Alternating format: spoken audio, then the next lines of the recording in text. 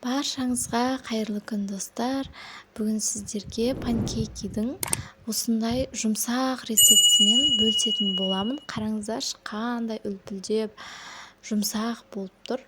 Бұл рецептпен неге алдын жасамадым деген ой келді маған.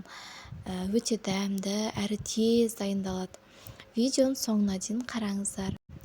Ең алдымен жұмыртқаның сарысынан ақуызын бөліп аламыз. Кішкене шым-шым тұз салып, жақсылап миксермен араластырып аламыз.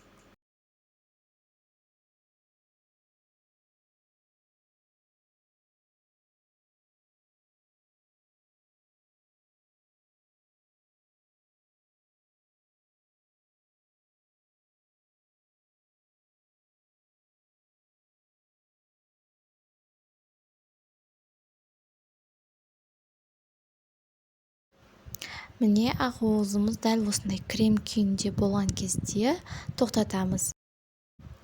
Енді жұмыртқаның сарысына қантты, сүттің піскен-піспегені маңызды емес. Одан кейін сұйық майымызды құйып, жақсылап миксермен араластырамыз.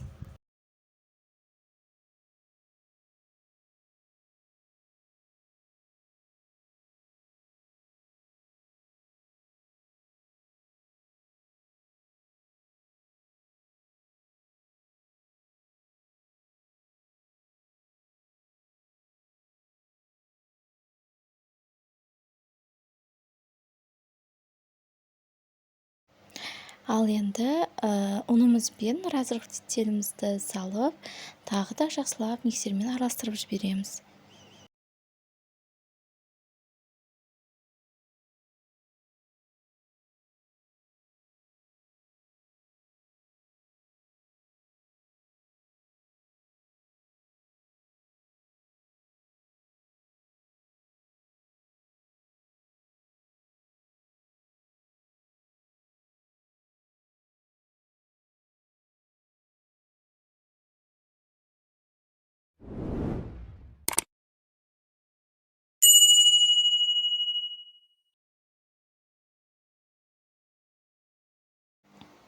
Ал енді екі массаны бір-біріне біріктіреміз. Бұл бізде жаңағы дайындап қойған ақуыз. Екеуін араластырар кезде миксерсіз араластырамыз, осылай қасықпен, өйткені ол ақуыз отырып қалмау керек бізде. Осылай әдемі күйде болу керек.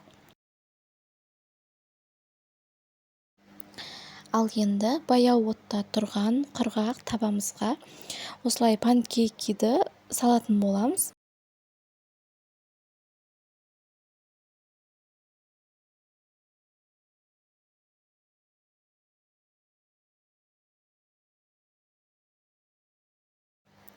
Міне осындай майда-майда тесіктер пайда болған кезде екінші бетіне аударамыз. Міне осылай қалған бөліктерін де пісіріп ала бересіздер. Достар, каналыма тіркеліп, лайк басуды ұмытпаңыздар. Назарларыңызға көп-көп рахмет.